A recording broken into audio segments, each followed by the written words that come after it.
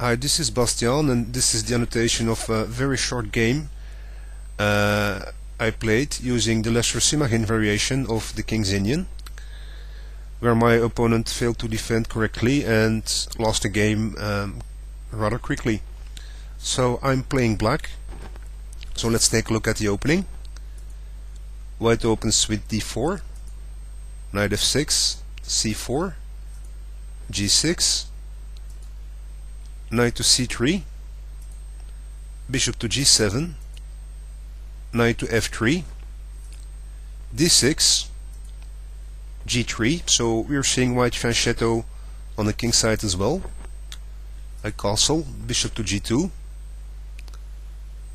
knight to c6, white castles, and finally bishop to f5.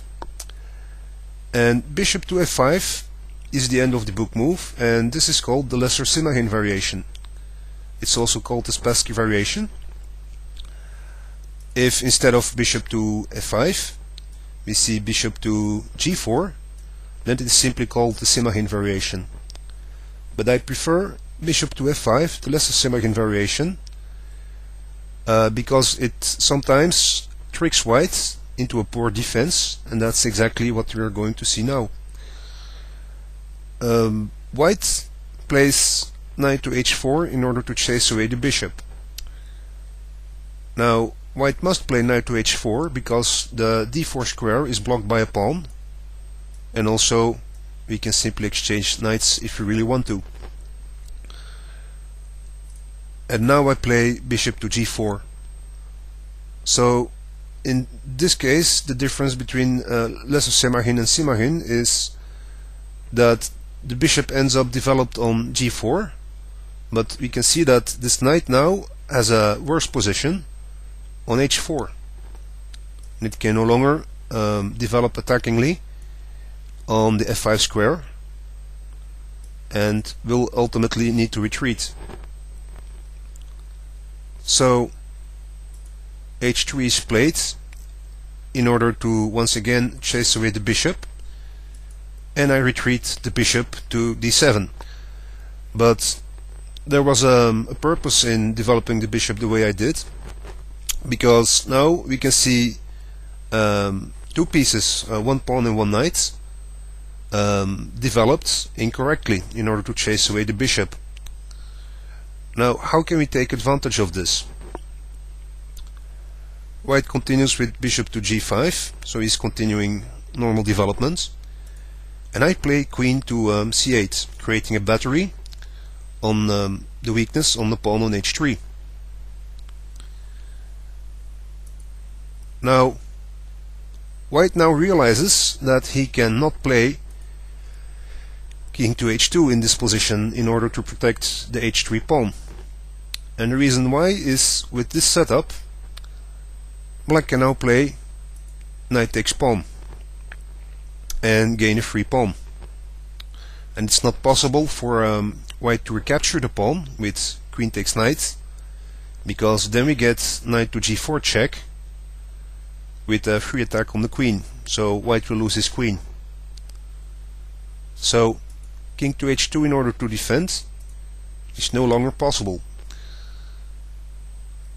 and we can already see that white will have a lot of complications in order to defend his pawn and knight position. So king to h2 wasn't played.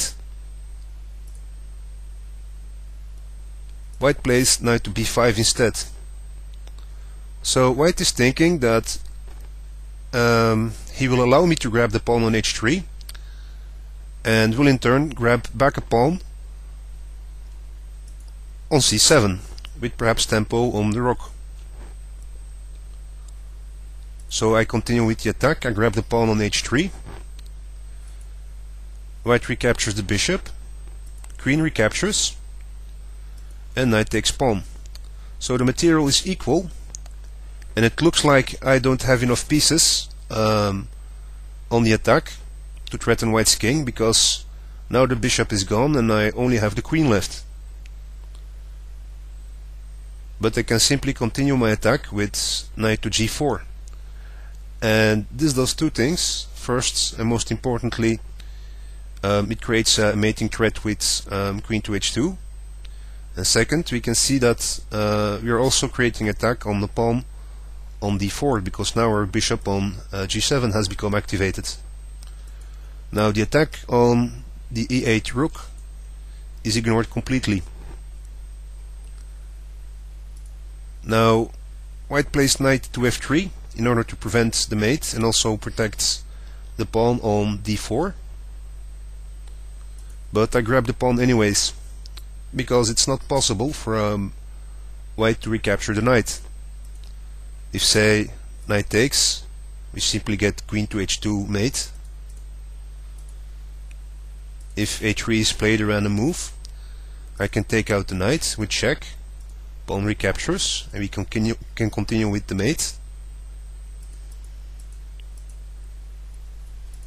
So queen takes is played out of desperation, and we can see at move 15 that white already lost the game.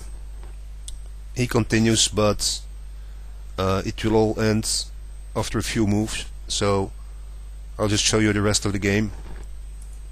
Bishop takes queen, e3 with a double attack. Bishop takes pawn, bishop recaptures, knight takes bishop, pawn recaptures, queen takes pawn check, king to h1, and rook to c8. So we're taking advantage of the half open file that white created for us to develop a rook with tempo, attacking the knight and also the pawn on c4. Knight to d5, I grab the pawn, and after this rook lift we can see that we are targeting the h4 square. It's still under protection of the knight, so it's not over yet. Knight takes pawn check, I move my king, knight retreats, rook to e8, again taking advantage of the created half open file, and after this white decides to resign the game. So that's a very quick example of how to take advantage of a poor defense against this variation of the King's Indian. I hope you enjoyed this. Give it a try in your own games. Please leave a comment and have a great evening.